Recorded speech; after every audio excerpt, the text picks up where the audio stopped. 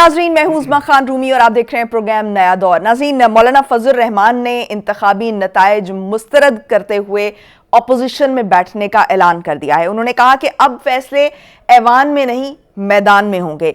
JUI पार्लिमानी किरदार अदा करेगी लेकिन असेंबलियों में शिरकत तहफ़्फ़ुज़ात के साथ होगी। दूसरी तरफ बहुत सी जमातें हम देख रहे हैं कि इलेक्शन में मुबैना धांधली के खिलाफ सड़कों पर आने की कॉल दे चुकी हैं। अब JUI भी ऐसा लग रहा है कि उसमें शामिल हो चुकी है। कल एक अहम प्रेस कॉन्फ्रेंस की गई जरदारी साहब की तरफ से, जिसमें शहबाज शरीफ साहब भी मौजूद थे, संजरानी साहब भी मौजूद थे और चौधरी शुजात साहब भी मौजूद थे। उसमें JUI को भी दावत दी गई थी, मौलाना फजल रहमान साहब को भी दावत दी गई थी, लेकिन उन्होंने शिरकत से यह कहकर इनकार कर दिया कि उनकी अभी जो पार्लिमानी पार्टी है उसका इजलास है। क्यों ये इनकार किया गया, असल में वजूहात क्या थी, ये हम अपने पैनलिस्ट के सामने रखेंगे। इसके अलावा हम ये भी जानने की कोशिश करेंगे कि मौलाना साहब ने जो नवाज शरीफ को अपोजिशन में बैठने की दावत दी है उसकी क्या खास वजह है। हमारे साथ मौजूद है ताहिर मलिक साहब और इसार राना साहब। मलिक साहब, सबसे पहले तो मौलाना साहब की जो प्रेस कॉन्फ्रेंस है वो आपने सुनी, क्या आपको लग रहा है कि मौलाना ने कोई जंग का ऐलान कर दिया? मैं समझता हूँ 2024 की इलेक्शन की सबसे बड़ी जो यू टर्न है ना वो ये है। मतलब मैं सिंबॉलिकली कह रहा हूँ, मतलब ना लेने, मुझे लगा कि मौलाना ने आज प्रेस कॉन्फ्रेंस करके PTI से इत्तेहाद कर लिया और वो दोनों एक पेज पे आ गए हैं। क्योंकि इस वक्त दो पाकिस्तान में पॉइंट ऑफ व्यू हैं। एक है कि इलेक्शन धांधली ज़्यादा है और स्टैब्लिशमेंट मुदाखलत करती है। मैं खुल के बात करने लगा और ये एग्जैक्टली PTI की पोजीशन है। और कमाल की बात है, जो शमाल जनूब थे, मतलब आपको पता ही है वो डीजल और इमरान खान साहब ने यहाँ तक कि वो अपना जनरल बाजवा ने कहा यार खुदा दा वास्ता मौलाना का नाम ले लिया करो, तो उसने कहा वो नाम अच्छा मैं मौलाना डीजल कहूँगा। मतलब वो पंजाबी में कहते हैं सही बैर जो था वो ये इन दो जमातों पर। तो अगर आज आप उनकी प्रेस कॉन्फ्रेंस देखें तो 3-4 पॉइंट बिल्कुल क्रिस्टल क्लियर है। उसकी रीज़न भी मैं थोड़ा सा एक्सप्लेन करने की कोशिश करूँ। भाई मेरा पार्लिमानी सियासत से कोई चक्कर नहीं, मैं जा रहा हूँ इत्तेजाजी सियासत पे। और इसकी रीज़न क्या है? इसकी रीज़न है कि पाकिस्तान की थके हारे पॉलिटिकल कल्चर में जिन लोगों के पास पावर है, कारकुनों की पावर है, अब उसकी वजह उनके मदरसे हैं। ये भी मैं आपको बता दूं, उनके मदरसे हैं और बलूचिस्तान और KPK में एक बहुत बड़ा नेटवर्क है। उनके पास ऐसे तालिब इल्म है कि जाओ टांगा कराओ, रक्षा कराओ, बसें कराओ, आ जाओ इस्लामाबाद। तो उन्होंने एक वक्त में दो काम किए हैं। उन्होंने अपने इजलास भी बुला लिया नेशन वाइड, पूरे मुल्क से कारकुनों को भी बुला लिया। और ये आप समझिए वो मैसेज किधर दे रहे हैं। और उन्होंने सबसे इंटरेस्टिंग बात है, उन्होंने जो हिडन मैसेज दिया, उन्होंने नवाज शरीफ को मैसेज दिया है कि ये टाइम है अपोजिशन का, ये धांधली के खिलाफ हम खड़े हो। और सबसे बड़ी जो इस वक्त जो उन्होंने इस्टेब्लिशमेंट को मैं समझता हूं ललकारा है ऑनेस्टली, क्योंकि इस्टेब्लिशमेंट का एक पॉइंट ऑफ व्यू था कि देखें आप सियासत करें, हम रियासत को आपके हाथों जलील नहीं होने देंगे। और वो आर्गूमेंट क्या था? 9 मई कि 9 मई को आपने, बात भी सही है, रियासत तो रियासत है ना, सियासत सियासत है। मैं समझता हूँ मौलाना ने आज तो अजीब हो रही, मुझे अभी तक वैसे समझ नहीं आ रही कि अपने कानों पे यकीन नहीं आ रहा। मौलाना ने ये कहा है कि अगर ये रिजल्ट है, इसका मतलब देखें क्या है, इसका मतलब है कि मौलाना मान रहे हैं कि PTI नंबर 1 पॉलिटिकल पार्टी है, लोग उसके साथ हैं। तो जो आपका बयानिया 9 मई का वो नहीं है, वो दफन हो गया। तो मैं समझता हूँ ये सही बुचाल है 2024 के इलेक्शन का। आज सबसे बड़ा पॉलिटिकल बुचाल आई मौलाना की है। राना साहब, हमने मौलाना फजल रहमान साहब को हमेशा इलेक्शन के बाद धांधली का इल्जाम लगाते हुए देखा है, लेकिन इस दफा हम देख रहे हैं कि बहुत सारी जो जमातें हैं, खासतौर पर जो मजहबी जमातें हैं, वो सड़कों पर आने की कॉल दे चुकी हैं और PTI भी दे चुकी है सड़कों पर आने की कॉल। मुख्तलिफ सूबों में मुख्तलिफ पार्टीज जो हैं वो अपने अपने तहफ़्फ़ुज़ात का भी इजहार कर चुकी हैं और एहतजाज के लिए सड़कों पर आने का इंदिया भी दे चुकी हैं। आपको क्या लग रहा है कि जो मौलाना फजल रहमान है वो इस वक्त PTI के साथ इत्तेहाद करने जा रहे हैं? जो उनकी एक स्टेटमेंट थी, आज मैं अगर दोहरा दूं, वो ये कहते हैं कि अल्लाह एक है, हम भी एक हैं, इसका मतलब है कि हम मिलकर तहरीक चलाएं। तो ये PTI के लिहाज से जब उनसे सवाल किया गया तो उसका जवाब उन्होंने ये दिया। देखें, 2 चीज़ें हैं। एक तो आप इस बात को मान लें कि जो कैदी नंबर 804 है ना, वो इन सब लोगों से बहुत ऊपर की गेम है। कल को जो उसे गालियां दे रहे थे, आज उसके पीछे धूम हिलाते फिर रहे हैं। पीपल्स पार्टी भी तहाद चाहती है, फजल रहमान साहब भी मिसकाले मारनी शुरू हो गए, ठीक है। पीपल्स पार्टी भी दूरों दूरों अखियाँ मारे मुंडा पटवारी दा, ये भी कि नेड़े आ बालमा वे, ठीक है ना। ये तो सब शुरू हो गए। ये तो यहूदी एजेंट कहते थे इमरान खान को ना, ये तो कहते थे कि इमरान खान यहूदी एजेंट है। आज वो कह रहे हैं कि हम एक कलमा गो हैं और हम क्या कहते हैं, जिस्म हमारे अलहदा हो सकते हैं और ये मुसलमान हुए, हाँ, दिमागों का झगड़ा है, वो जल्द ठीक हो जाएगा। आज अचानक ही उनके अंदर एक नूर की शम्मा रोशन हो गई। और पीपल्स पार्टी जो कहती थी कि वो तो इमरान खान बुराइयों की जड़ है, आज उसके पीछे कि जी हमने तो उनसे रब्ता किया था, उन्होंने कहा कि नहीं परवरो। ठीक है, एक बात आप समझ लें कि इमरान खान एक लकीर है अच्छाई और बुराई की। अब जो जिनको अंदाज़ा हो रहा है वो उसकी हकीकत को भी तस्लीम कर रहे हैं, उसके पीछे भी आ रहे हैं। फजलुर रहमान साहब क्यों आए?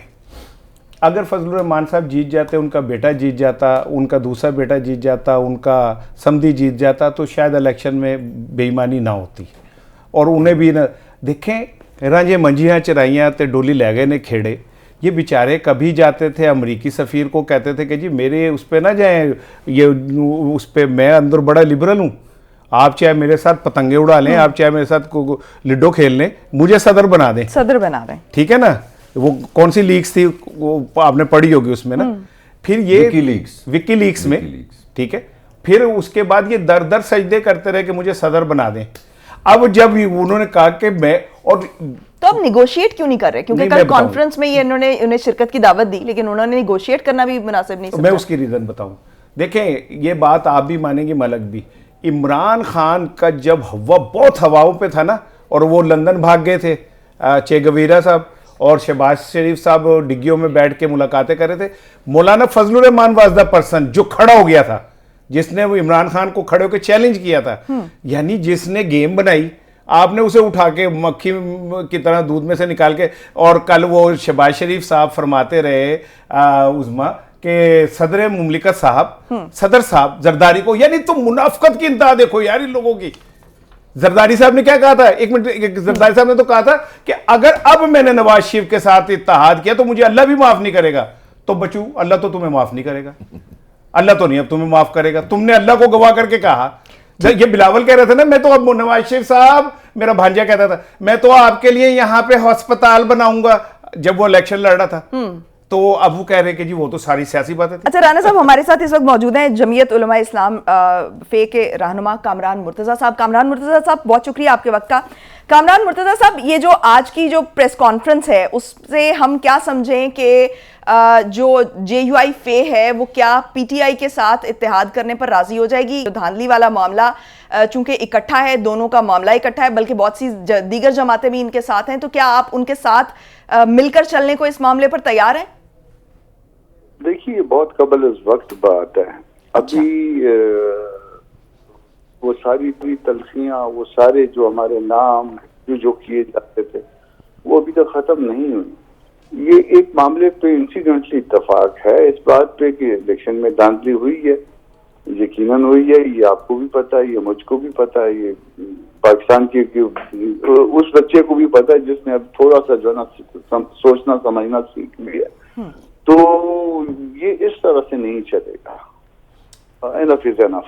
कामरान साहब, इशारा ना अर्ज कर रहा हूँ, ये जैसे अभी आप कह रहे हैं नाम वाम रखने वाली बात, वैसे मैं ऑन रिकॉर्ड वो दुरुस्त करने के लिए हम मौलाना साहब का बहुत एहतराम करते हैं, लेकिन जो लफ्ज़ PTI उनके लिए कहती थी डीजल, वो तो PTI ने नहीं रखा था उनका नाम, वो तो आपके माजी के जो इत्तेहादी हैं उन्होंने रखा था। लेकिन जो आज के मौलाना के बयान में एक बड़ी इंपॉर्टेंट चीज़ है जिसकी तरफ मलिक साहब ने भी इशारा किया कि मौलाना ये कहते हैं कि अगर ये इंतखाबी नताइज मान लिए जाएँ तो इसका मतलब है 9 मई वाला तो मामला जो है वो अवाम ने दफन कर दिया।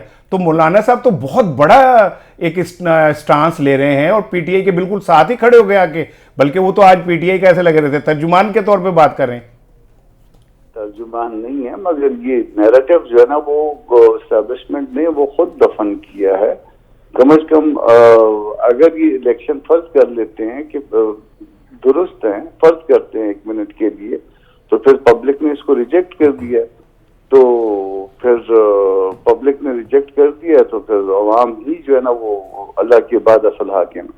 सही। तो कामरान साहब, क्या आपके ख्याल में जो धांधली है वो पूरे पाकिस्तान में हुई है या सिर्फ पंजाब, सिंध और KP में हुई है? क्योंकि बलूचिस्तान से तो आपने सीटें ली हैं।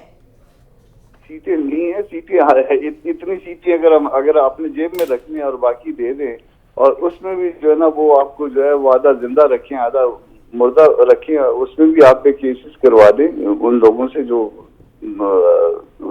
रनर अप हैं, तो फिर ये तो कोई वो नहीं है, हमने लिया नहीं है। इससे पहले हम यहाँ पे 18-20 तक भी हम गए हैं, ये कोई ऐसी बात नहीं है।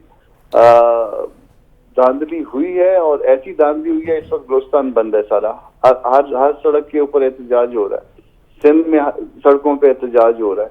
तो अगर इस तरह की उसमें बात ये नहीं कि आप जीते हैं या हारे हैं, चलिए फर्ज कर लीजिए कि हमारा एक सीट भी नहीं आनी चाहिए थी, पब्लिक अगर ये फैसला करे तो फिर हम इसको एक्सेप्ट करेंगे, हम जमहूरी लोग हैं।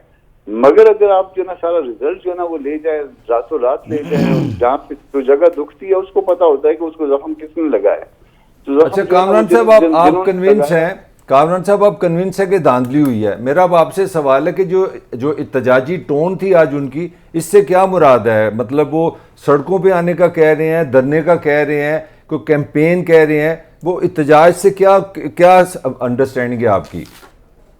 मौलाना की जब स्टेटमेंट हो रही थी, स्टेटमेंट चल रही थी, तो उसी में उन्होंने कह दिया था कि इसमें जो ना पार्टी की जो है ना वो चार उन्होंने तारीखें भी अनाउंस की थी, एक शेड्यूल दिया था।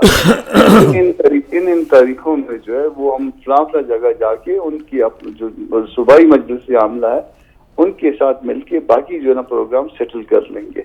जाहिर है मोबिलाइज करना है पब्लिक को, सारा कुछ जो अपना वर्कर बाहर निकालना होगा, उसके लिए सोचना पड़ेगा, उसके लिए उनको कायल करना पड़ेगा।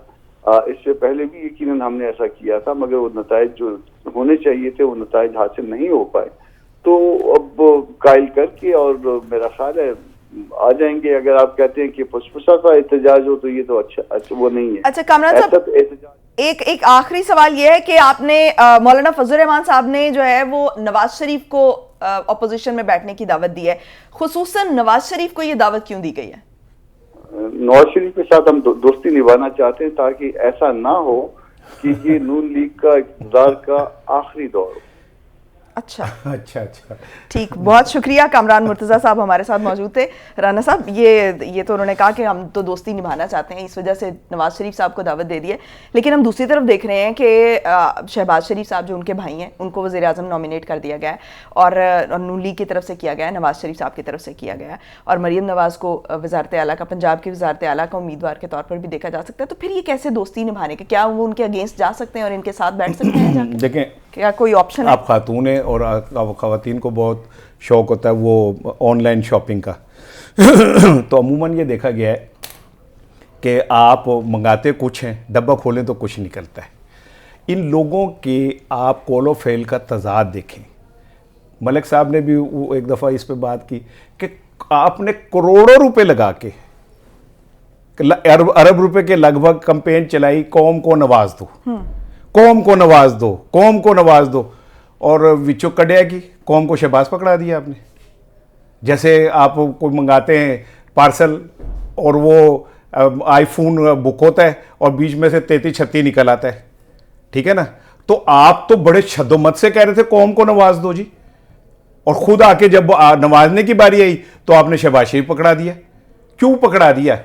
मेरी इतलात ये है कि नवाज शरीफ साहब तो किसी से बात करने पे तैयार नहीं है, इतने गुस्से में। आपके ख्याल में ये नवाज शरीफ साहब के साथ जो दोस्ती निभाने वाली बात की, मैं उस तरफ आ रहा हूं, तो किस हद तक रेलेवेंट है? देखें, मैंने जिल्लत आमेज शिकस्त तो देखी है, इबरत आमेज फतह नहीं देखी। ये मैं पहली दफा देख रहा हूं कि कोई बंदे को फतह भी मिली है लेकिन इबरत अंगेज है, इबरत आमेज है। लोग इबरत पकड़ रहे हैं इस फतह से, और वो लोग कानों को हाथ लगा रहे हैं कि अगर इसिफ का नाम फतह है जिसमें आप 40 सीटों के साथ एक बंदे के पास बटन हो और वो कहे मेरे को बटन है, इस पे मैं कोड लगवाना है मैंने, और भाई कोड में बटन लगता है, बटन में कोड नहीं लगता। और दूसरी बात ये जो ये कह रहे हैं, वो ये कह रहे हैं कि आप ये अगर हुकूमत में आएंगे ना तो आपकी रही सही इज्जत भी खत्म हो जाएगी, आप नहीं चला सकेंगे, 6 महीने से ज्यादा नहीं चल सकेगा। आपके लिए बेहतर ये है कि आप नताइज को तस्लीम करें जो हैं, और अगर ये नताइज को तस्लीम करेंगे तो 19 से 20 सीटें से ज्यादा नहीं है इनकी, और फिर ये सारा खत्म हो जाएगा।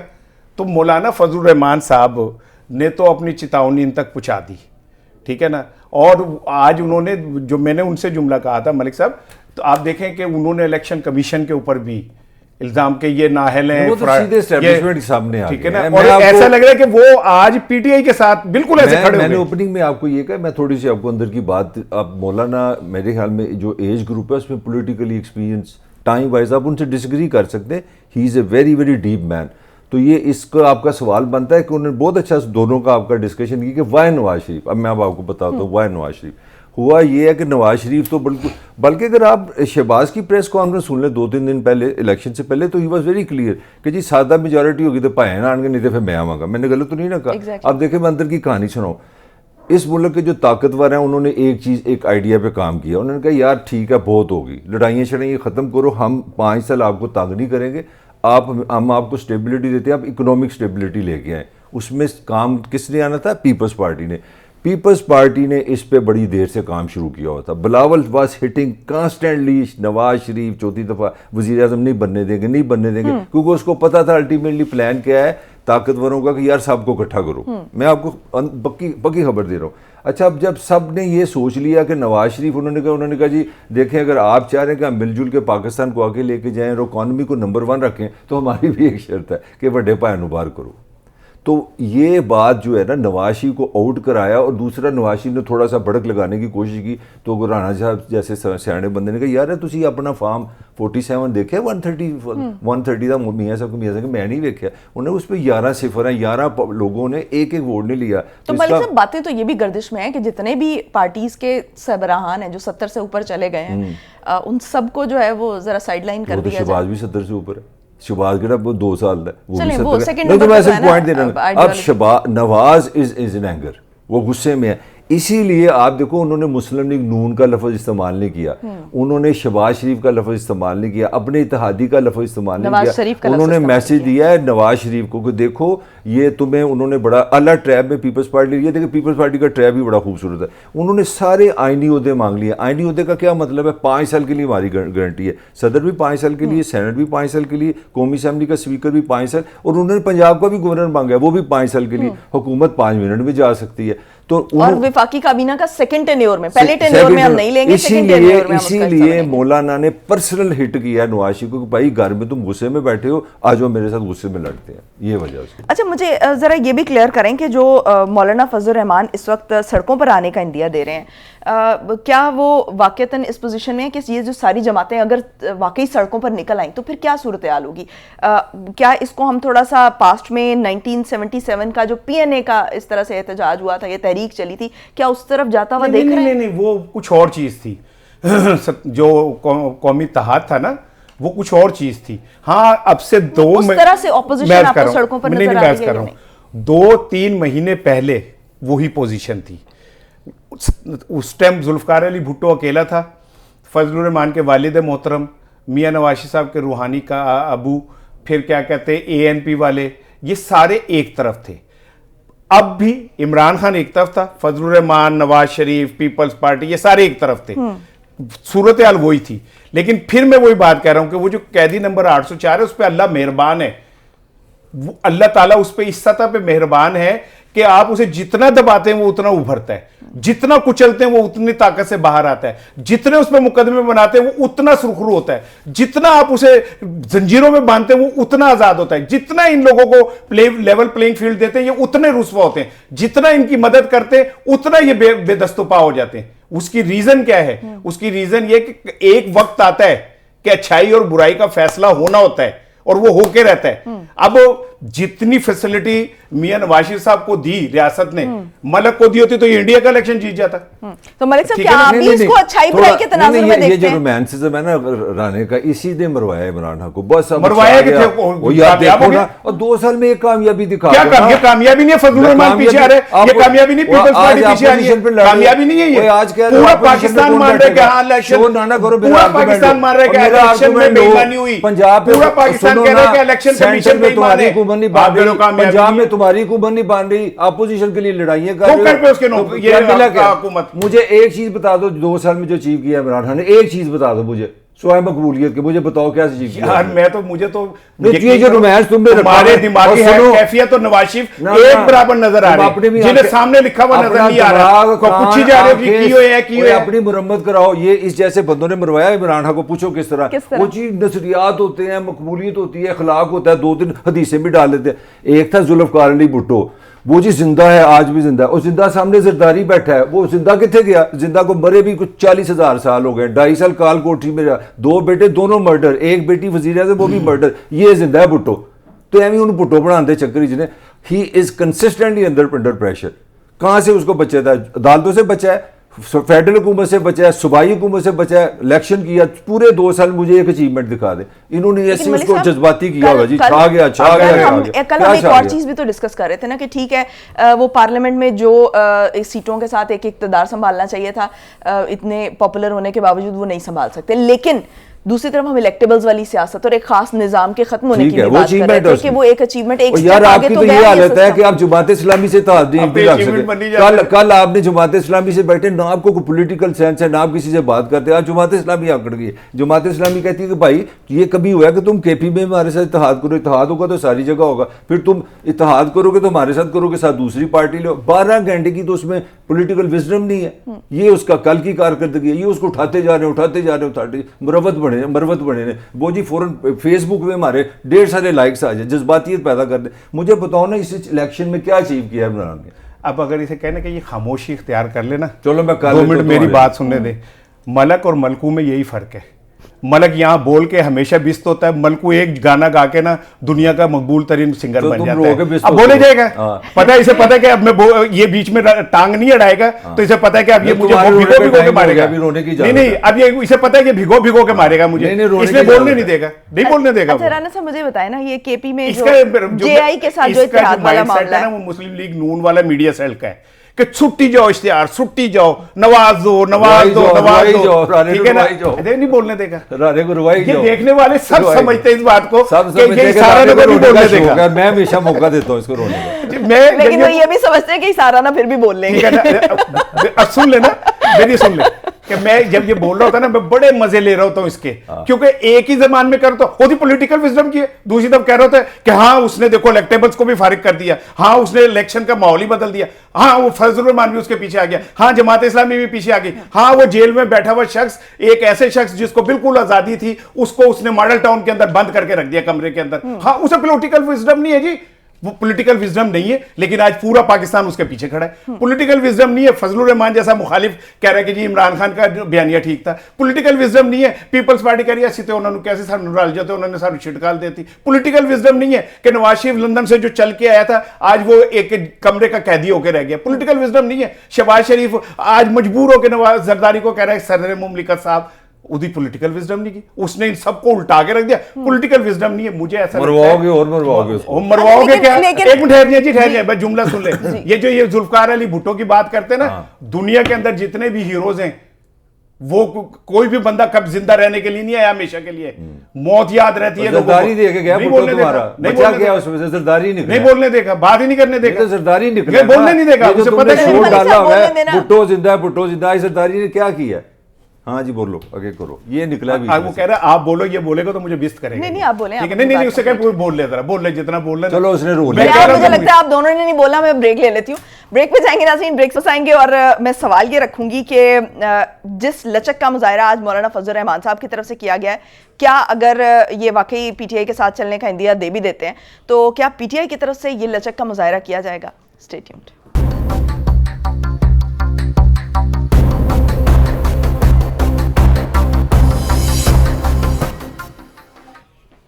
ब्रेक के बाद खुशामदीद नाज़रीन। हम मौलाना फजल रहमान की जो प्रेस कॉन्फ्रेंस है उसके आउटकम्स पर बात कर रही थी। मलिक साहब मुझे ये बताएं ना कि अगर आप देख रहे हैं कि अगर मौलाना फजल रहमान की तरफ से एक लचक का मुजाहरा किया गया है, उन्होंने कहा कि हम एक प्लेटफॉर्म पे इकट्ठे हो सकते हैं, किसी एक बात पर अगर इत्तेफाक हो गया है तो मजीद चीज़ों पर भी बात हो सकती है जहाँ पर इख्तलाफ था, तो क्या आप देख रहे हैं कि इमरान खान की तरफ से भी इसी लचक का मुजाहरा किया जाएगा अगर इनको साथ बैठना पड़ता है तो? देखिए खान का एक बहुत बड़ा मसला है, उसकी जो स्ट्रेंथ है वही उसकी वीकनेस है। उसकी स्ट्रेंथ क्या है? एक चीज़ पे पोजीशन ले लेना और खड़े रहना, यही उसकी वीकनेस है। अब उसकी तो लड़ाई रही है करप्शन से, उसकी तो लड़ाई रही है डीजल से, उसकी तो लड़ाई रही है कमीशन पे। आप सुन ले जो इल्ज़ाम लगाए मौलाना के, फिर इसका मतलब है जो जरदारी चोर नवाज चोर दोनों मिले हुए हैं मौलाना, तो फिर आपका वो बयानिए का मिला है। अब इनके पास जो एक पॉसिबिलिटी है वो मुझे डर है, मुझे नहीं, मेरा नहीं ख्याल कि इमरान के पास ये जो पोजीशन ली है उसने 27-28 साल की जो पॉलिटिक्स है उसमें लचक नहीं कभी नजर आई। मतलब बेशुमार ऐसी जगह पे आई हैं, पाकिस्तान में आई हैं जहाँ पे वो लचक दिखाता, कोई कंसेंसस बन सकता था। मसलन यहाँ पे ये बहस हुई कि चलो सारी लड़ाई करते हैं, मैशत पे कर लेते हैं एग्रीमेंट, सारे बैठ जाते हैं। जब हुकूमत में था, मेरा ख्याल है जब आप हुकूमत में होते हैं ना, तो फिर आपका ये काम नहीं होता, आपका काम होता है अपोजिशन को ऑफर करें। 3.5 साल में एक ऑफर नहीं है कि आओ पॉलिटिकली बैठे हैं, आओ इकोनॉमिकली बैठे हैं। तो मेरा ख्याल है इमरान हाँ अपने ही प्रिजन में बैठा हुआ है। एक ही उसका इमेज है कि वो मिस्टर खान है, मिस्टर फाइटर है, वो एक फास्ट बॉलर है, थल्ले नहीं लगता। अब पता नहीं वो क्या करेगा, मेरे ख्याल में तो वो लचक नहीं दिखाएगा। तो अगर ये लचक का मुजाहरा नहीं किया जाता तो क्या खान को फायदा होगा या नुकसान होगा? अब तक मुझसे नुकसान क्या हुआ है इस लचक का, वो नहीं, आप बताएं कि उसको करना चाहिए या नहीं करना चाहिए। मैं ना मलिक साहब से इसलिए ज़्यादा नहीं करता कि इनके अंदर ना वो चीज़ें समझने की सलाहियत अल्लाह ने नहीं दी हुई। इनको सिर्फ ताकत की डायनेमिक्स एक जुमला आता है, और उस डायनेमिक्स का नतीजा ये है कि जिसको ये ताकत की डायनेमिक्स की अलामत समझते थे ना नवाज शरीफ को, आज वो सबसे कमज़ोर तरीन आदमी है इस मुल्क का, जिसको उसके अपने इत्तेहादी कहते हैं कि मियाँ जी बस जान दो, बस बड़ी हो गई। शहबाज वो फजलुर रहमान से लेके और बाकी जितने लोग हैं वो ये कह रहे हैं। ठीक है, मैं मुस्लिम लीग को एक बड़ा मुखलिसाना मशवरा देता हूँ जिससे उनकी तमाम मुश्किलात आसान हो जाएंगी। ये फार्मूला उन्हें समझना चाहिए, मैं उनका हमदर्द हूँ, मैं आज ये फार्मूला दे रहा हूँ। फार्मूला सिंपल है कि जैसे फजलुर रहमान राब्ता कर रहे हैं पीटीआई से, जमात पीपल्स पार्टी कर रही है, नून लीग भी कर ले और हाथ जोड़ के साड़ी जान बख्श दे, सानू माफ़ कर दे।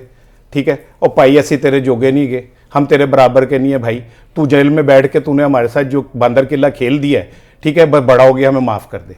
दूसरी चीज़ ये है कि देखें जो आने वाले दिन हैं वो मुझे कोई इतने अच्छे नज़र नहीं आ रहे। मैं एक बड़ा हॉरेबल सीन देख रहा हूँ पाकिस्तान में। अगर फजलुर रहमान सड़कों पे आ जाते हैं, एएनपी ने भी इन इंतखाबात को मानने से इनकार कर दिया है, और नेशनल पार्टी ने, बीएनपी ने बलूचिस्तान में मुकम्मल हड़ताल मलिक के पास अभी खबरें हैं। अभी आप बलूचिस्तान की तरफ जब जाएंगे तो इससे वो खबर लीजिएगा, ये पूरी देगा भाई, सिवाय नवाज शरीफ के, क्योंकि पीपल्स पार्टी भी ऑन नहीं कर रही, पीपल्स पार्टी भी डरी डरी है, पीछे पीछे थोड़ा थोड़ा होके खेल रही है। वो कह रही है कि जी तुसी हुकूमत आप बना ले, जुतियां तानू वजन, अच्छे होते जो है ना हम लेके बैठ जाएं, जो हम मुस्तकिल रहें। तो इन हालात में खुदा ना करे अगर फजलुर रहमान साहब, एएनपी बलूचिस्तान ब्लॉक हुआ है, ठीक है, जीडीए ने शायद कल जीटी रोड बंद कर देना है, तो पीटीआई, आप पीटीआई को कहते हैं ये बड़े तसादुम, ये वो, पीटीआई ने अब तक बड़े सब्र तहम्मुल का मुजाहरा किया है, और मैं इसका क्रेडिट देता हूं गौहर साहब को, जिनकी मुलायम डिप्लोमेसी ने पीटीआई को इस क्राइसिस से निकाल दिया। ठीक है, आहिस्ता आहिस्ता अब उसके दुश्मन भी मानने लग गए कि 9 मई वाले वाक़ा ये वो फला डींग। सो मैं ये समझता हूँ कि अभी भी हमारे पास मौका है, हमें अवामी मैंडेट का एहतराम करना चाहिए। जिन लोगों ने सीटें जीती हैं उनको दे दें, कोई दुश्मन नहीं है हम ना, हम इसी मुल्क के, इस धरती के लोग हैं, एक दूसरे के साथ जुड़े हुए लोग हैं ना। राना साहब, फिर वो मेरा सवाल वहीं पे रह जाता है कि अगर दे देते हैं उनको, आज़ाद जो पीटीआई के हिमायत याफ्ता लोग हैं वो गवर्नमेंट में आते हैं, तो वो किसके साथ इत्तेहाद करके आएंगे? मैं इसका अर्ज करूं, देखें खाली ये नहीं है कि जो लोग जीते हुए उन्हें दें, आप जहां बेईमानियां हुई हैं उसके भी फैसले करें, चाहे वो मौलाना फजलुर रहमान के साथ हुई है या एएनपी के साथ हुई है। अगर केपीके में पीटीआई ने बेईमानी करके मौलाना फजलुर रहमान और एएनपी की सीटें ली हैं तो उन्हें वापस दें आप, ठीक है ना। अच्छा, तो ये सीटें तो उनके पास चली जाएंगी ना, तो उसके बाद फिर पीटीआई किसके साथ मैं अब करेगी? देखें, जमात इस्लामी का हमने कल भी डिस्कस किया, मलिक साहब जरा आप भी सुने, आप कि हम ये कहते हैं कि मैंने कल कहा कि सिराजुल हक साहब से ज़्यादा नेक आदमी मैंने नहीं देखा। जमात इस्लामी के तमाम लोग जो हैं वो दे ऑलवेज प्रूव कि वो कई इस्टेब्लिशमेंट की बी टीम ज़रूर है। इस मौके पे उन्होंने जिस तरह कंधा निकाला है पीटीआई से, वो देते तो शायद कोई एक सिचुएशन ऐसी बन जाती डेमोक्रेटिक, जिसके अंदर पीटीआई को एक डेमोक्रेटिक रास्ता मिल जाता और वो आगे बढ़ सकते थे। उन्होंने वो कंधा जमात इस्लामी ने खींच लिया। नहीं, जमात इस्लामी वो केपी में तो समझ आती है, लेकिन जमात इस्लामी मरकज में तो है ही नहीं। वो यही तो कह रहे हैं कि हमें सब जगह आप इत्तेहादी बनाओ, उनके कुछ और भी डिमांड्स हैं, वजारतें मांगते हैं, ये वो सारा कुछ ना। अच्छा। वो चल रहा है, लेकिन मैं ये समझता हूँ कि हमारे जो लोग जो पाकिस्तान को समझते हैं, हमदर्द हैं और रियासत, वो इस बार थोड़ी सी नरमी का सबूत करें। बच्चे भी गलतियां करते हैं, हम अपनी औलादों को माफ़ नहीं कर देते। अच्छा, तो मेरा सवाल फिर वहीं पे रह गया ना कि ये पीटीआई कैसे, किन के साथ इत्तेहाद करेगी? वो तो जवाब नहीं है, छाड़ दो। नहीं, मेरी सुन ले, ओहो किन के साथ, मेरे को पास आप उसके पास सुन लेना, बार एक ही सवाल नहीं, मेरी सुन ले, मेरे पास मैंने कहा कि वो अच्छा सुन लेना, मैं जवाब दे रहा हूँ तकरीर के बाद थोड़ा सा जवाब आना चाहिए। मेरी सुन ले, मैं कौन सा मलक हूं कि मेरे पास सही बातों का जवाब नहीं होगा। तकरीरें बात बहुत ये अच्छी हैं, वो तकरीरें बोलेगा, बहुत अच्छी हैं। बोलेगा। मैंने तकरीर अभी तक मलिक 3 साहब- दफा सवाल किए, ये अपना इसका इंटेलेक्चुअल लेवल है, सवाल का जवाब नहीं, तकरीरें याद की है, पूरा करो, चलिए, याद रख तकरीर लिया। के बाद अब वो जवाब देने के लिए आ गए थे, अब जवाब तो देने दें। 3 दफा तकरीर कर दी है और दूसरा तो लड़ना है भाई, तकरीर नहीं खत्म तो अच्छी बात इसकी छेड़ है इसलिए बोलने नहीं देता। बात यह कि जमात इस्लामी से नहीं कर रहे वो, अच्छा, क्या कहते हैं, वादतुल कितनी मुस्लिमीन सीट्स से हैं नहीं कर मरकज रहे, में? वो 0 हैं। अच्छा, तो इत्तेहाद कर रहे हैं कि नहीं कर रहे? सीट्स पे बात counting सुन होगी लेना, ना? मैं आप तो ये कह रहे हैं कि वो इत्तेहाद क्यों नहीं कर रहे, मैं कह रहा हूं वो कर रहे हैं। अच्छा, किसके साथ करेंगे? मेरा सवाल ये है, किसके साथ करेंगे, जमात क्या नंबर इस्लामी गेन करेंगे? अच्छा, फिर क्या मौलाना individual शिरानी position साहब ने भी बनेगी? उन्हें ऑफर कर दिए, JUI शिरानी ग्रुप के जो सरबराह हैं उन्होंने भी ऑफर कर दिया कि आप हमारे साथ इत्तेहाद मैं कर लें। कहती हूँ ये सारी एक एक 2-2 सीटों वाली सारी जमातें इनके साथ मिला दें, किस तरह गवर्नमेंट बनेगी? ओहो, उनकी अपनी अक्सरियत इतनी है कि उन्हें किसी और की जरूरत नहीं है। आप क्या बात कर रही हैं? अगर आज इंतखाबात के अंदर जो उनके जहां धांधलियां हुई हैं, अगर उन्हें वो सीटें मिल जाए नवाज शरीफ की 130 समेत, तो वो खुद लार्जेस्ट पार्टी है। अच्छा, चलें, मलिक साहब, आप मुझे ये बताएं कि आप हंस रहे हैं, मुझे लगता है कि आप या तो इसका जवाब देना चाह रहे हैं या अवॉइड करना चाह रहे हैं। नहीं, मुझे आप आप सवाल करें। अपनी आपका हक है सवाल करना, हमारा हक है जवाब मुस्कुराहट का जवाब जरा आप दे दें। नहीं, वो देखो ना, वो हक है, आपने सवाल किया, उसका हक है जवाब। अच्छा, मुझे ये बताएं कि पीपल्स पार्टी भी अब राब्ते कर रही है। शेर अफजल मरवत ने आज ये इंकशाफ किया कि पीपल्स पार्टी जो है वो उनसे बैकडोर राब्ते कर रही है। जरदारी साहब ने कोई मैसेज भेजा है, लेकिन कल रात को एक जो प्रेस कॉन्फ्रेंस की गई थी जरदारी साहब की तरफ से, शहबाज शरीफ साहब और दीगर लोग थे, उनकी तरफ से तो रिकॉन्सिलिएशन का एक मैसेज था जो पीटीआई के लिए था। तो आपको क्या लग रहा है कि ये जो पीटीआई के साथ राब्ते किए जा रहे हैं, क्या ये अलग से पीपल्स पार्टी इत्तेहाद करने की बात कर रही है या ये रिकॉन्सिलिएशन वाले मामले पर डिस्कस करने के लिए ये राब्ते हो रहे हैं? देखिए, पहले तो ये राब्ते रुबते में फ्रॉड है। कल आपने सिंबॉलिकली एक सीधी सीधी बात दिखा दी है, जो पाकिस्तान की असल सियासत है जिस पे हम बहस नहीं करते। उस कुर्सी पे आप चेहरे देख लें कौन कौन आया, ना नवाज आया, ना मौलाना आया और ना इमरान खान आया। तो इस वक्त की जो सिंबॉलिकली मैं बात कर रहा हूँ, जो तो अपने आप को इस्टेब्लिश कर रहे हैं ना, ये पाकिस्तान का हमेशा से वतीरा रहा है। एक होते हैं डार्लिंग ऑफ अपोजिशन, अपना इस्टेब्लिशमेंट, एक होते हैं अपोजिशन जो बन जाते हैं। जो हमारे यहाँ अपोजिशन इस्टेब्लिशमेंट ही बनती है। मुझे लगता है कि देखें, एक और चीज़ आपने गौर की है, नवाज ने कोई फिजिकल बयान नहीं दिया कि मैं मतलब, और असूली तौर पे कोई जनरल सेक्रेटरी का काम था एहसन इकबाल वो बयान दे दे, किसी ने नहीं दिया। वो मरियम ने ट्वीट छोटी सी कर दी। इसका क्या मतलब है, आप पॉइंट समझिए। लेकिन एक क्लियर मैसेज भी तो दिया कि सियासत से किनारा कश नहीं हो रहे, हमारे सर पर उनका हाथ रहेगा। दूसरी तरफ वो इन्वॉल्वमेंट नहीं है। मैं समझ रहा हूँ कि ये जो इस वक्त पाकिस्तान की जो नई पॉलिटिकल डेवलपमेंट हो रही है, ताकतवरों ने एक अपना पॉइंट ऑफ व्यू दिया है। उन्होंने पॉइंट ऑफ व्यू दिया कि यार तुमने जिस चीज़ ने इलेक्शन लड़ा, जीतो, आराम से 5 साल करो, इस इकॉनमी को ठीक करो। अब ये बीच में नया एलिमेंट आ गया। उनका ख्याल था कि ये सारे इतनी मेजॉरिटी में चलेंगे, 5 साल सीधा चलेगा। अब रोज ही कोई ना कोई आ रहा है। और उसमें मुझे लग रहा है कि अंदर से पीपल्स पार्टी टोटली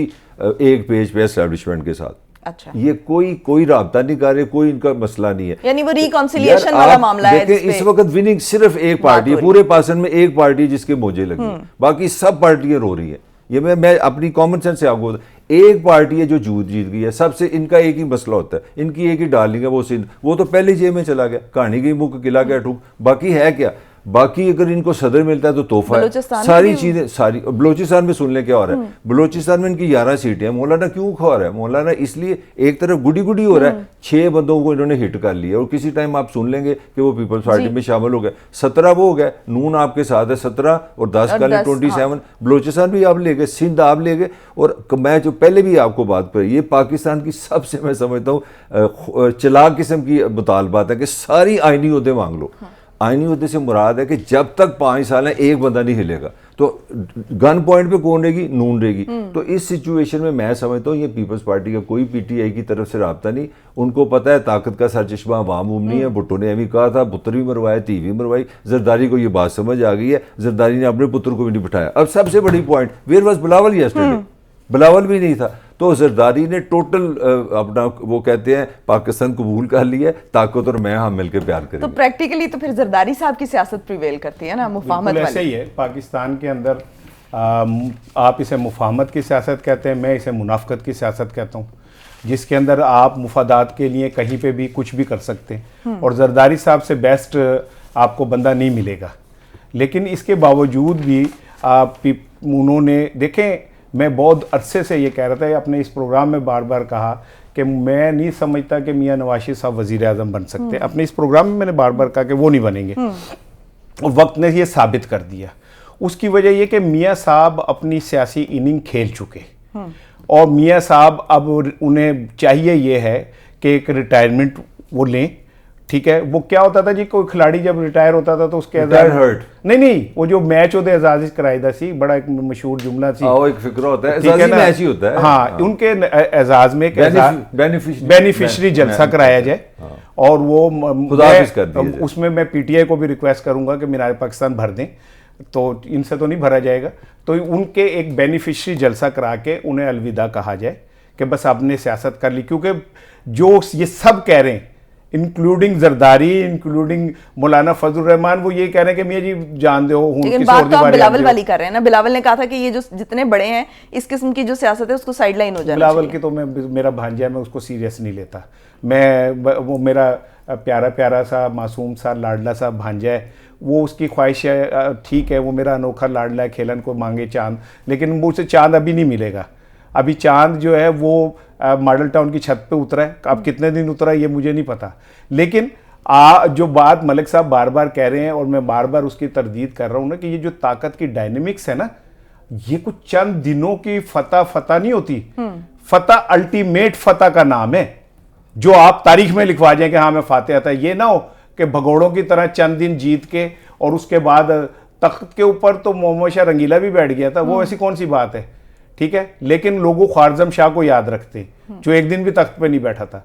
सो मैं ये जाती अब कह गए कि ये मैं अफसानवी बातें कर रहा हूँ, दुनिया अफसाने से चलती है। इश्क, दुनिया की जो मट्टी जो गूंदी गई है वो इश्क से गूंदी गई है, ताकत के खमीर से नहीं गूंदी गई। नहीं तो काबिल हीरो होता, हाबिल हीरो ना होता कभी भी हिस्ट्री में। यानी आपके ये फिल्म का नाम है आओ प्यार कर, जिसकी बातें कर, एक फिल्म बनी है आओ प्यार कर, उसके किसी का सवाल करो।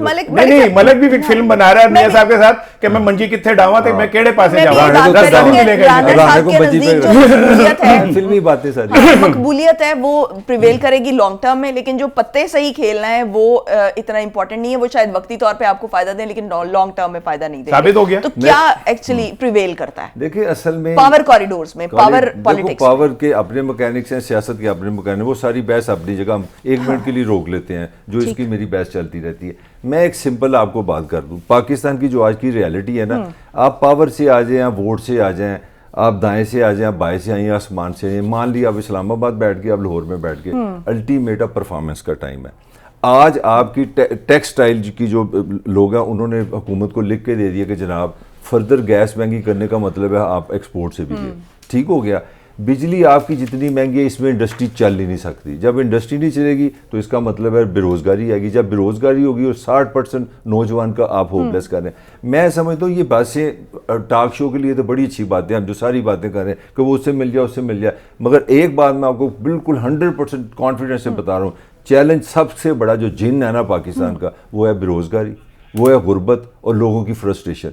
ये आप फ्रॉड से आए हैं, मुझे कोई इतराज नहीं है, पता नहीं इसका होगा ये अपना पॉइंट। मैं कहता हूँ जिस तरह डब्बे चोरी करके हैं, आपको पिंडी वालों ने जिताया, आपको मरी वालों ने जिताया, आपको सखर वालों ने जिताया, खुदा के लिए पाकिस्तान के मसले हल कर दो। ये असल चैलेंज। अच्छा, जिन चैलेंजेस का सामना है जो और जो मजबूत हुकूमत, जितनी मजबूत हुकूमत बनने जा रही है, आपको क्या लग रहा है कि ये सियासी इस्तेहकाम और उसके बाद इन चैलेंजेस से निपटा जा सकेगा? मेरा ख्याल है कि अगर ये मेरी असेसमेंट है, पीटीआई की मकबूलियत और मौलाना के पास ऑर्गेनाइज कारकुन, ये कोई मतलब मैं इससे ज्यादा बात नहीं कर सकता ना। आज देखिए हमारे यहाँ सब पॉलिटिकल पार्टीज कत्ल हो गई हैं। मैं कहता हूँ मतलब ये मेरी किसी से लड़ाई नहीं, पीपल्स पार्टी 1000 बंदा नहीं इकट्ठा कर सकती, जो 17 किलोमीटर सड़कों पे बेनजीर का इफ्तिताह कर दी थी।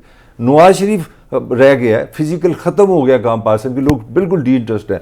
इसमें दो पावर बड़ी खौफनाक है, उसमें नंबर 1 मौलाना। मौलाना इसलिए है कि एक ऐसा पॉलिटिकल वर्कर है जिसके पास बसें हैं और 20, 25, 10, 30 हजार बंदे एक मिनट इकट्ठा कर सकता है। This is a big power. वो बिलाशुबहा स्ट्रीट पावर मौलाना अगर साहब के पास आप है। बुरा ना बनाए, अगर आपको याद होगा तो ये जनरल बाजवा के जमाने में भी इस्लामाबाद आए थे, जो जनरल बाजवा से ने खाना बुला के प्यार मोहब्बत करके बाहर तक छोड़ के आए थे, बड़े भाइयों वाले तलका से। तो क्या आपकी बात से मैं ये समझूं कि नून लीग ने इस इलेक्शन में बहुत कुछ खो दिया है? ओह यस, डेफिनेटली खो दिया। देखे ना, सबसे बड़ी चीज नवाज शरीफ भी खो गया। नवाज शरीफ का जो बयानिया था कि मैं आके ये करूंगा, मैं आप करूंगा, देखो पीपल्स पार्टी ने आराम से ताकत के मैकेनिक्स में जाके ऐसी गेम डाली, उसको माइनस करा दिया। क्या ये गेम है, वो जो 16 महीने की कारकर्दगी है उसका नतीजा है, या जो खान साहब की मकबूलियत है वो बहुत ज़्यादा है जिसके मुकाबले में नवाज शरीफ साहब बैठ गए हैं? आपको क्या लगता है? हाय है वो जो था ना, रांझा रांझा कर दी नहीं मैं आप पे रांझा हुई। मलक मेरी बातें अब खुद ही कहने लग गया है। नवाज शरीफ की सियासत ख़त्म हो गई, पीटीआई में ताकत है, वो ये सब कुछ कर सकती है, ठीक है। वो उनके ग्राउंड्स और है ना, मतलब जिन पे वो बिल्ड करते हैं वो और हैं। वो कौन से मिंटो पार्क ग्राउंड पे खेल रहा है, वो मेरी वाली ग्राउंड पे खेल रहा है। आपको कैसे पता कि ग्राउंड अलग है? वो उनके आर्गुमेंट से पता चल जाता है। अच्छा मुझे ये बताए ना कि ये समनाबाद की डूंगी ग्राउंड में खेल जो इसकी ग्राउंड बकरी है। लेकिन मेरी बात सुन ले, देखिए ग्राउंड आप बाद में खेल लेना, मेरे सवाल का जवाब दे दें। नहीं, मैं आपको वही बताने जा रहा हूं। देखिए ये बात मान लें आप सब, इस बात को आपको तस्लीम करना पड़ेगा कि इस पाकिस्तान में अगर कोई सियासी कुव्वत है, अब तो उनको और एक वो मिल गई। मौलाना कहते थे मैं जमीन इतनी गर्म कर दूंगा कि क्या कहते हैं आपके नरम तलवे उसे बर्दाश्त नहीं कर सकते। अब तो वो जमीन भी गर्म नहीं करेंगे, अब तो पखियां चलेंगे, चलांगी पखियां ते गल्ला होंगी गूड़ियां, ठीक है ना। अब तो वो इस तरफ आ गए। तो क्यों आप मुल्क को क्याओस की तरफ ले जा रहे हैं? क्यों बलूचिस्तान बंद है? क्यों सिंध के अंदर जीटी रोड और बाकी चीजें बंद हैं? क्यों आप ये चाह रहे हैं कि ये पंजाब में भी कन्वर्ट हो? सुन लेना, मैं बार बार एक ही बात अर्ज कर रहा हूं कि हुजूर अवाम के मैंडेट को मान लें। ये मसनूई बादशाह पोरस के हाथियों पे ट्रस्ट ना करें। अच्छा, आपके पास हल ये है कि अवाम के मैंडेट को मान लिया जाए? सबके पास यही हल, लेकिन वो नंबर गेम पूरी किए बगैर नहीं तो इस आसान जुबान में तो फिर इलेक्शन दोबारा होनी चाहिए। अगर ये बिलावल कह रहे हैं, नहीं कह रहे, फजलुर रहमान साहब ने भी आज क्या कहा है? अगर ये आर्गुमेंट है उसमें वैलिड आर्गुमेंट है। अगर पाकिस्तान देखे इलेक्शन से जो मर्जी हम बहस करें, अल्टीमेटली तो हमने इस मुल्क की ब्यूटी के लिए काम करना है ना। तो अगर इस मुल्क को एक चीज़ की है, जिसने भी किया है, इंतजामिया ने किया है, तो इसका ये हल है कि अगर आप समझते हैं या तो ये बैठ जाए सारे, ये कह जी मेरी ये 2 सीटें खराब में थी, या एक भाई फेयर कर ले ना, फेयर कर ले। अगर नहीं होता तो अच्छा, एक मसला जरूर है, मैं एक बात करूंगा। मैं समझता हूँ पाकिस्तान की रियासत का जो सबसे बड़ा फेलियर है, 75 साल से कंसिस्टेंट फेलियर है, वो है कि हमने एटम बम बना लिया, दुनिया की 5वीं बड़ी हमने फौज बना ली, तरबेला डैम दुनिया का सबसे बड़ा मिट्टी का डैम हमने बना लिया, हमने वर्ल्ड कप में हॉकी में भी जीत लिया, हमने वर्ल्ड कप क्रिकेट का भी जीत लिया। एक काम नहीं हमने बंदे के पुत्रों वाला किया, वो सिंपल ये है कि हम एक फेयर फ्री इलेक्शन का मैकेनिज्म नहीं बना सके, और अभी तक हम वहीं के वहीं फंसे हुए हैं। 70 निकाल लें, 77 निकाल लें, कोई साल निकाल लें, मैं समझता हूँ ये इनफ इज इनफ। खुदा के लिए पाकिस्तान को अगर कहीं लेके जाना, दुनिया भर में इलेक्शन के बाद सियासी इस्तेकाम आते हैं। पाकिस्तान वाहिद मुल्क है जहां इंतखाब के बाद फिर अदम इस्तेकाम आ जाता है। पहले से भी बढ़ क्यों नहीं सीख रहे हम क्यों नहीं इस बात को समझ रहे कि हमें अवाम के जो मैंडेट है उसका एहतराम हमें सीखना पड़ेगा यार। हम में कौन शामिल है, कौन जिम्मेदार है? हम में कौन कौन शामिल है? मैं, मेरा बेटा, मेरी बेटी और मेरी फुप्पो, मेरी खाला, ये सब शामिल है उसमें ना। दूध वाला भी है, जो दूध वाला भी, और चौकीदार तुम्हारे घर में शाम को वो भी शामिल है। चौकीदार को शामिल करने, हाँ कर लो। तुम कितने उसको पैसे भी देते हो, खाना भी खिलाते हो, सारे। अच्छा मलिक साहब, मुझे ये बताएं कि अगर ये नून लीग और पीपल्स पार्टी का इत्तेहाद हो जाता है, ये एक कोलिशन गवर्नमेंट बन जाती है, तो अपोजिशन में कौन आ रहा है? अपोजिशन तो ऑब्वियस है। अपोजिशन में आप सुन ले 3 नाम चले गए। पीटीआई तो वो तो नंबर्स की गेम है, वो तो बच्चा भी आपको बता देगा जब 90+ है। उसमें 3 नामों पे बहस हो रही है पार्टी के अंदर, एक गौहर खान, दूसरा मरवत अपना, तीसरा अपना ये खोसा साहब जो पंजाब से, लतीफ खोसा। नाम फाइनल वही करेंगे। वैसे हम हैं तो सारे डेमोक्रेट्स, मगर खान, तीसरा नाम इमरान खान साहब ही फैसला करेंगे। लतीफ खोसा, गौहर और ये मरवत, 3 नाम चलेंगे अपोजिशन हेड के लिए। हाँ। और इसमें ये फैसला इमरान खान साहब करेंगे कि वो किसको ये कहते हैं अपोजिशन का हेड बने। मगर दूसरी खबर जो हमने थोड़ी सी डिस्कस कर लें, केपीके में जो आपको पता है गंडा वाला, अली अमीन गंडापुर वाला, उनका जो गंडापुर वाला, उनको जो दिया उसकी तरफ रियासती इदारे अलर्ट होंगे। वो कहते हैं जी ये तो 9 मई का भाई मुलजम है, तो हम तो गिरफ्तार कर लेंगे। तो यहाँ पे कोई मतलब कोई अच्छी सिचुएशन नहीं है कि जो आपका एक यहाँ से आपने क्लियर कट लीड किया है, जो बंदा आपने दिया, जो हमने कल परसों भी बात की थी कि इससे जो इंडिकेशंस जा रही हैं वो स्मूथ नहीं जा रही। तो आज रियासतीदारों ने अलर्ट, तो मैसेज उधर से भी चला गया, मैसेज उधर से भी अब चला गया। पहले पीटीआई की तरफ से मैसेज गया, नया इल्जाम नहीं, वो तो पुराना इल्जाम है, 9 मई का। ठीक हो गया। पहले अली अमीन गंडापुर का नाम जो है वो नॉमिनेट करके एक मैसेज पीटीआई की तरफ से दिया गया, अब दूसरी तरफ से जो मैसेज आ गया, हम तो गिरफ्तार करेंगे। लेकिन नाज़रीन, इलेक्शन, ये बिलाशुबा मैं मुत्तफिक हूं कि इलेक्शन जो है वो हमेशा सियासी इस्तेहकाम लाते चाहते हैं, लेकिन इस वक्त जो सिचुएशन बन रही है वो क्योस की तरफ जाती हुई दिखाई दे रही है। ब्रेक पे जाएंगे नाज़रीन, ब्रेक से वापस आएंगे और हम बात करेंगे कि मरियम नवाज जो है वो पहली खातून वज़ीर आला होंगी अगर वो वज़ीर आला पंजाब के तौर पर नॉमिनेट तो हो चुकी हैं, लेकिन वो हल्फ भी उठा लेती हैं। Stay tuned.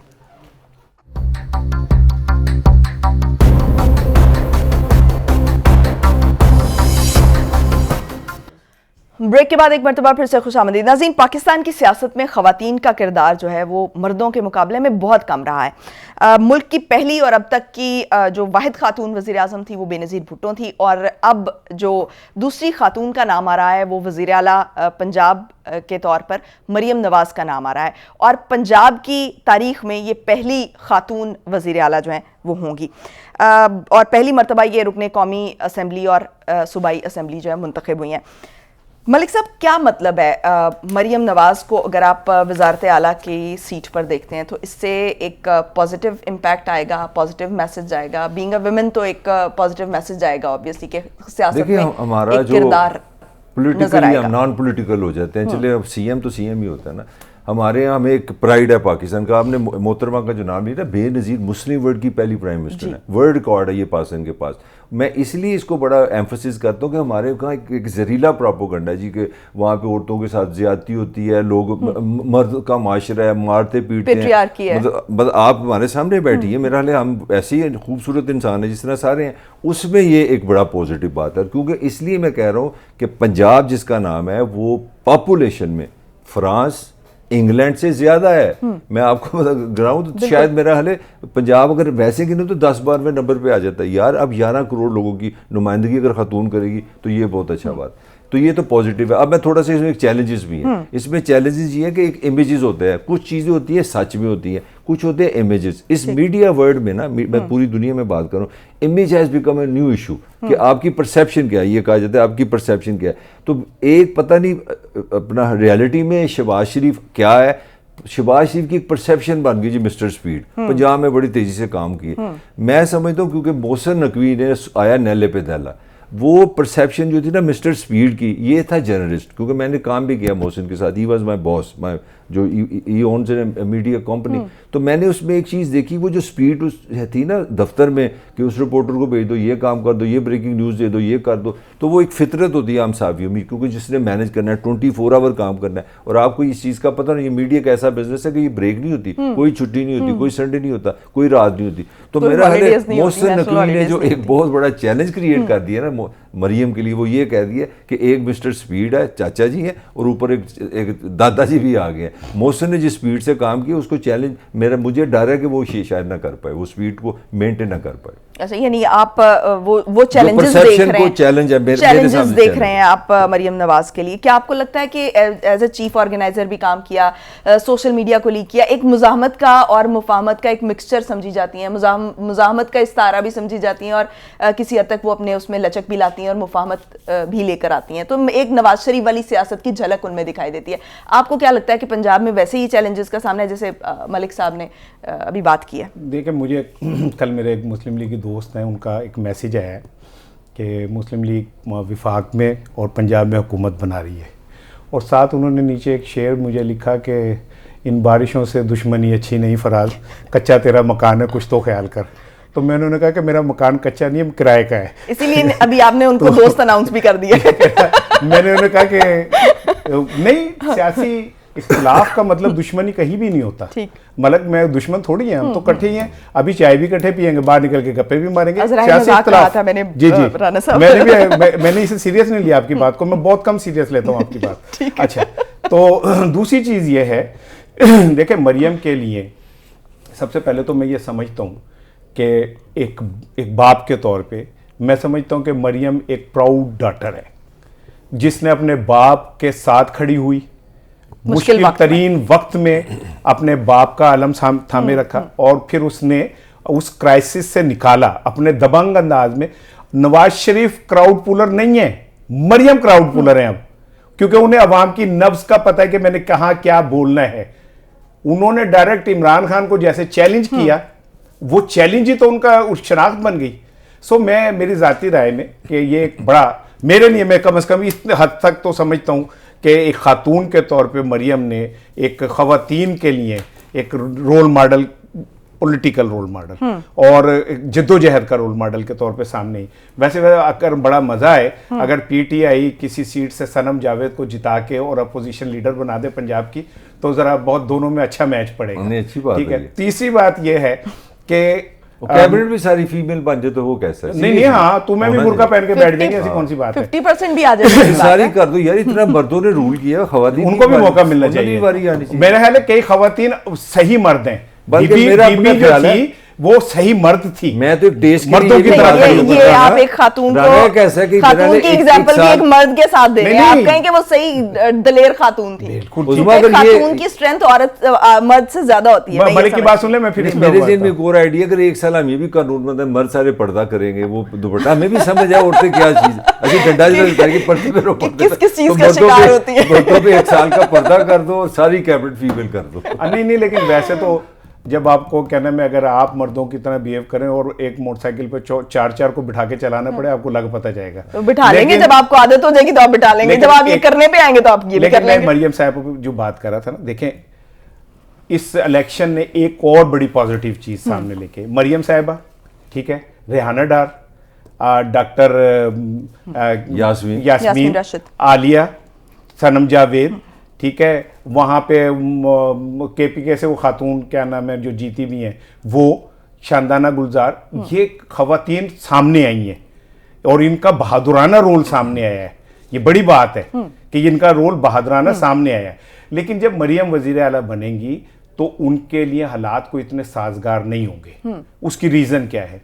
एक तो अंकल्स जो हैं नून लीग के, वो ऑलरेडी मरियम साहिबा के हवाले से बहुत कुछ कह चुके हैं। अब चौधरी निसार से लेके और वो साबिक वजीर आज़म तक, उनको पंजाब के अंदर क़यादत में बहुत सारे लोग, अब हमजा साहब जो हैं वो भी नेशनल असेंबली की सीट ले रहे हैं। इसका मतलब वो पंजाब में मरियम साहिबा के साथ नहीं खड़े होंगे, सूबाई असेंबली छोड़ रहे हैं। अच्छा। वो मरियम साहिबा के साथ नहीं खड़े होंगे। फिर जितने मसाइल हैं, गुर्बत, बेरोजगारी, इसका तो ये मतलब है कि मरियम नवाज के अगेंस्ट नहीं खड़े होंगे। नहीं, वो आप जो मर्जी उसे कह लें, लेकिन मैं ज़ाती तौर पे ये समझता हूँ कि हमजा साहब को जितना पंजाब का तजर्बा है, अगर वो खड़े होते मरियम साहिबा के सामने तो बहुत सारे काम ज़्यादा बेहतर हो सकते थे, लेकिन उन्होंने विफाक में जाना पसंद किया। लेकिन पंजाब के जो मसाइल हैं वो बहुत गंभीर हैं, बड़ा चैलेंज। 4 पुल बनाने से, 2 अंडरपास बनाने से मसले हल नहीं होते। जब तक भाटी के अंदर गदला पानी जो गटर का है वो नहीं हल ख़त्म होता, जब तक झुग्गियों के इलाकों में खड़ा हुआ पानी, मच्छर ख़त्म नहीं होते, जनूबी पंजाब के अंदर मसाइल हल नहीं होते, तब तक ये काम सीधा नहीं होगा। और मरियम साहिबा के लिए बड़ा कड़ा मैदान है। अब असल इम्तहान शुरू होगा।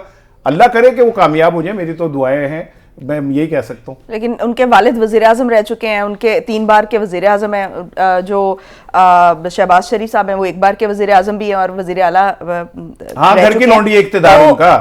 तो आप ये देखें ना कि उनकी सरपरस्ती में उनके लिए शायद मुश्किलात आसान हो जाए, शायद मुश्किलात आसान हो जाए। वो लीडरशिप तो लीडरशिप है, चैलेंजेस है, इस पे कोई शक नहीं। ठीक, मलिक साहब मुझे ये बताएं कि क्या ये नॉमिनेशन एक इंडिकेशन है, क्या इशारा है कि ये नून लीग की आगे सियासी वारिस होंगी? टेक्निक देखें, एज वाइज भी बनता है, जो अगर वो बिना ही हार्डली 50 को टच कर रही हैं। और एक बात बिलावल की थोड़ी सी तंजन होती है, मगर लॉजिकली आप देखें ये ज़माना, अब मैं उन सबसे छोटा हूँ, मगर मेरे तो मुझे ऐप का नहीं पता, यकीन करें, मुझे इतना करके कुछ चीज़ों की समझ नहीं आती। तो मेरा ख्याल है कि पाकिस्तान की जो असल एसेट है वो 60% यूथ है। मेरे ख्याल है हमारी लीडरशिप में जितनी यूथ है कि हेल्दी है, अच्छी बात है। मैं चाहूँगा कि बिलावल मैच्योर हो, बिलावल पाकिस्तान को लीड करे, अपना मरियम करे, इस तरह पीटीआई से नौजवान आए और ये क्वालिटी आनी चाहिए, ताकि दुनिया में हर दौर के लोग होते हैं, हमारा मिजाज हो रहा है, हमारी मतलब हंसना हो रहा है, हमारा रोना हो रहा है, तो लोगों को बदलना चाहिए। मेरा नई प्रोग्राम में 1 मिनट में कह रहा हूँ, देखिए मेरा मौकफ कुछ और है। मैं कहता हूँ यूथ को आगे आना चाहिए, लेकिन एक ही खानदान के बच्चों को इक्तिदार नहीं मिलना चाहिए कि खानदान इक्तिदार उनके घर की कोलुंडी बन के रह जाए। हमें भी आगे आना चाहिए, हमारे बच्चों को भी आगे आना चाहिए, उन्हें भी मौका मिलना चाहिए। बिजली के बिल से निकालेंगे तो हमें निकलने ही नहीं देंगे, बांध लिया ना, हमें वो निकलने ही नहीं देंगे ना उस बंदर बाढ़ से, तो हम कैसे वो निकलेंगे? तो ये अगर ताकतवरों के घरों में ही इक्तिदार ने रहना है और फिर मरियम साहिबा, फिर आगे जुनेद सफदर साहब आ जाएंगे, यहाँ से आसफा आ जाएंगी, और यही टैलेंटेड हैं दुनिया के सबसे ज्यादा, तो फिर मैं क्या कह सकता हूँ, तो फिर ये करते रहे। लोग अगर इन्हीं की नुमाइंदगी ये करते tragedy रहेंगे होगी। तो आप फिर किसी को मौका ही नहीं obviously देते ना। होगा। राना भी तो ठीक। ट्रेजिडी हो गया, जुनेद की वो तलाक होगी नहीं तो उसके भी बच्चे आ जाने थे। अच्छा ठीक हो गया, वक्त खत्म हो चुका है। बहुत शुक्रिया आपका। नाज़रीन, सियासत में नौजवानों की नुमाइंदगी हम देख रहे हैं और हम देख रहे हैं कि वक्त के साथ ये बढ़ती जा रही है। ये बड़ा एक पॉजिटिव इम्पैक्ट डालने वाली है पाकिस्तान की सियासत पे, अगरचे के वक्ती तौर पे हमें ये उसके इम्पैक्ट्स नजर नहीं आते, लेकिन लॉन्ग टर्म में इसके इफेक्ट्स हैं वो बहुत ज़्यादा होंगे। आज के लिए इतना ही, मुझे दीजिए इजाज़त। पाकिस्तान की हमेशा पाइंदगी की दुआ के साथ। अल्लाह हाफ़िज़ नासिर।